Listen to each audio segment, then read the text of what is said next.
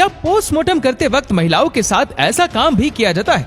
दोस्तों, आज के इस वीडियो में हम ये बताएंगे कि पोस्टमार्टम क्यों और कैसे किया जाता है, या फिर क्या हर मरने वाले इंसान का पोस्टमार्टम जरूरी होता है। दोस्तों, फिल्मों से लेकर अखबारों तक और न्यूज चैनल्स तक में आपने पोस्टमार्टम शब्द कई बार सुना होगा। ये वो साइड इफेक्ट तरीका है जिसे ये पता लगाया जा सकता है कि आखिर जिसकी मौत हुई है उसके मरने की असली वजह क्या थी। इन सब सवालों के जवाब जानने के लिए बने रहे हमारे साथ वीडियो के अंत तक। दोस्तों, पोस्टमार्टम मरने के बाद की जाने वाली एक सर्जरी है जहां पर कई तरह की बातें सामने आती है। इसमें सबसे पहले चीज ये है कि पोस्टमार्टम अपने मन से नहीं किया जा सकता, बल्कि इसके लिए मरे हुए इंसान के घर वालों की इजाजत लेना जरूरी है। लेकिन कई बार ऐसी सिचुएशन भी आ जाती है कि जहां मरने वाला व्यक्ति अनजान है और उसका कोई भी जानने पहचानने वाला सामने नहीं आता। ऐसी सिचुएशन में बिना घर वालों के परमिशन के ही पुलिस पोस्टमार्टम करवा देती है ताकि मृतक के मौत का कारण पता लगाया जा सके, या फिर अगर मरने वाला व्यक्ति संदिग्ध है तभी पुलिस की राय लेकर पोस्टमार्टम किया जा सकता है। अब दोस्तों, एक बात क्लियर कर दे कि किसी की नॉर्मल डेथ होने पर अक्सर परिवार वाले उसके शव का पोस्टमार्टम नहीं करवाते, क्योंकि उन्हें पता होता है कि मौत किस वजह से हुई है। मान लीजिए कि कोई व्यक्ति कई दिनों से कैंसर से पीड़ित है और घर पर इसका इलाज चल रहा है, लेकिन वो इलाज के दौरान मर जाता है, तो ऐसी सिचुएशन में पोस्टमार्टम की कोई जरूरत नहीं होती, क्योंकि सभी को पता है कि मरने वाला व्यक्ति कैंसर से मरा है। जबकि मौत संदिग्ध हालातों में, या फिर ये लगे कि ये सुसाइड है या फिर इसके पीछे कोई क्रिमिनल कॉन्स्पिरेसी हो सकता है, तो ऐसी सिचुएशन में जब मरने वाले व्यक्ति के मौत का कारण जानना हो तब शरीर का पोस्टमार्टम किया जाता है, और कई एक्सीडेंटल केस में भी ये जरूरी होता है। चलिए, अब हमने ये तो जान लिया कि पोस्टमार्टम किस सिचुएशन में किया जाता है। अब बात करते हैं कि ये कैसे होता है। आपको बता दें कि पोस्टमार्टम करने में कई तरह की मुश्किलें सामने आती है, जैसे कि ये जरूरी नहीं कि हर बार बॉडी आपको ठीक कंडीशन में ही मिले। कहने का मतलब ये है कि ऐसा भी हो सकता है कि जिस डेथ बॉडी का पोस्टमार्टम करना है उसकी मौत किसी भयानक एक्सीडेंट से हुई हो, जिसके चलते बॉडी को ढंग से एनालाइज करना मुश्किल है, क्योंकि उसके बॉडी पार्ट्स इधर उधर बिखरे हुए हो सकते हैं। वहीं अगर बॉडी को पूरी तरह से एनालाइज करने के बाद ये समझ ना आए कि मौत का कारण क्या था, तो इससे अनडिटरमाइंड घोषित कर दिया जाता है।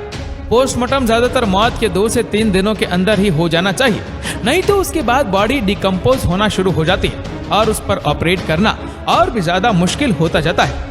पोस्टमार्टम के लिए कोई भी शरीर जब आता है तो सबसे पहले उसका एक्सटर्नल एग्जामिनेशन किया जाता है। एक्सटर्नल एग्जामिनेशन में सबसे पहले जिस हालत में शरीर आया है उसी हालत में शरीर की तस्वीरें खींची जाती है, ताकि बाद में शुरुआती का रिकॉर्ड रखा जा सके।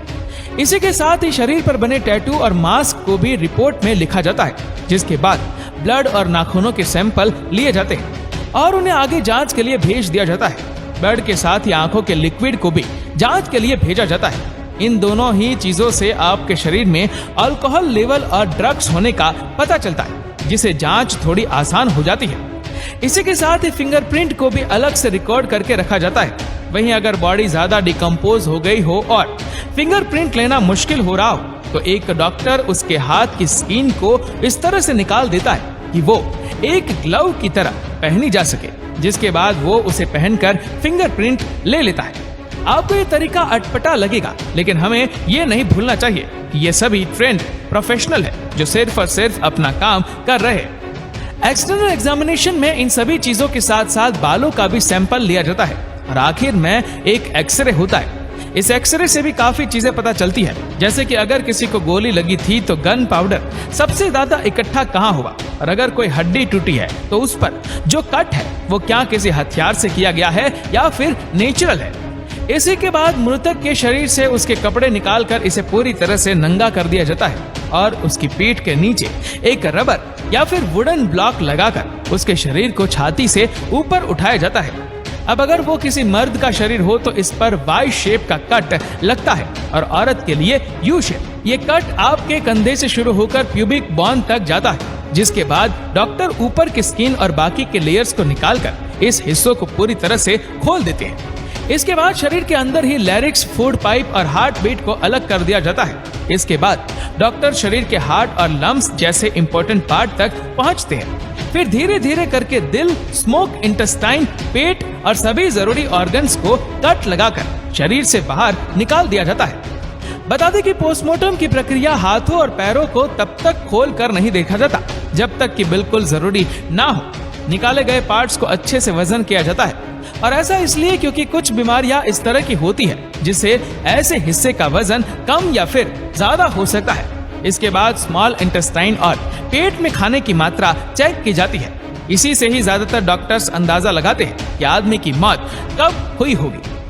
इसके बाद बाकी के निकाले गए पार्ट के टिश्यू के सैंपल को भी टेस्टिंग के लिए भेज दिया जाता है। अब बारी आती है दिमाग की। दिमाग को भी शरीर से सिर्फ अलग तब किया जाता है जब ये बहुत ज्यादा जरूरी हो।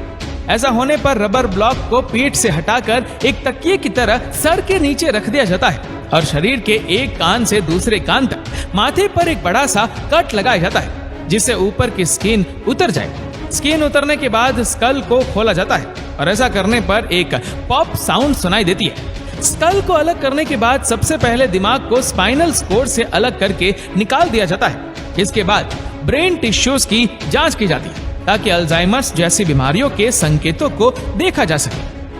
शरीर के बाकी पार्ट्स को भी डॉक्टर चाहे तो टॉक्सिकोलॉजी और क्रोमेटोग्राफी के लिए आगे भेज सकते हैं, लेकिन ये सब ज्यादातर तब किया जाता है जब डॉक्टर्स को शक हो कि इंसान को जहर देकर मारा गया है। इस तरह के टेस्ट पूरे होने के बाद शरीर के निकाले गए बाकी अंगों के साथ क्या करना है ये डॉक्टर पर निर्भर करता है।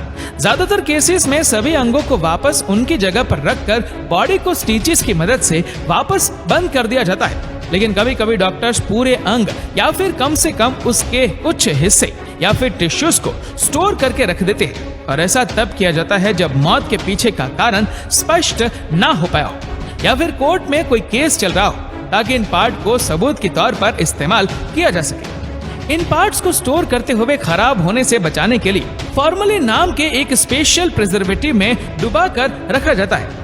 दोस्तों, यूं तो पोस्टमार्टम मौत की वजह जानने के लिए मेडिकल साइंस का एक बेहतरीन टूल है, लेकिन हाल ही की कुछ सालों में देखा गया है कि भारत समेत दुनिया के कई देशों में ज्यादा से ज्यादा लोग अब शरीर का पोस्टमार्टम नहीं होने देते, जिसके मुख्य रूप से दो कारण हैं। पहला कारण बहुत ही सिंपल है कि कभी कभी परिवार वाले नहीं चाहते कि उनके परिजन के मृत शरीर के साथ किसी भी तरह की छेड़छाड़ की जाए। साथ ही पोस्टमार्टम की वजह से होने वाले अंतिम संस्कार में भी देर होती है। वहीं अगर किसी को कोर्ट ने किसी शरीर के लिए पोस्टमार्टम का ऑर्डर नहीं दिया हो तो परिवार के लोग ऐसी घड़ी में ये डिले पोस्टमार्टम का अलग से खर्चा नहीं चाहते, जिस कारण पोस्टमार्टम दुनिया भर में अब कम पॉपुलर होता जा रहा है। इसकी दूसरी वजह यह है कि मेडिकल फ्रेटर्निटी के कई एक्सपर्ट ये मानते हैं कि पोस्टमार्टम अब एक पुराना प्रोसीजर हो चुका है, और हाल के दौर में मेडिकल साइंस ने इतनी तरक्की कर ली है कि अब पोस्टमार्टम किए बगैर ही ज्यादातर मौतों की वजह का पता लगाया जा सकता है, जिस वजह से अधिकतर केसेस में इसकी कोई जरूरत ही नहीं है। एक्सपर्ट के मुताबिक पोस्टमार्टम को अब एक आखिरी विकल्प के तौर पर ही देखा जाना चाहिए, ना कि पहले।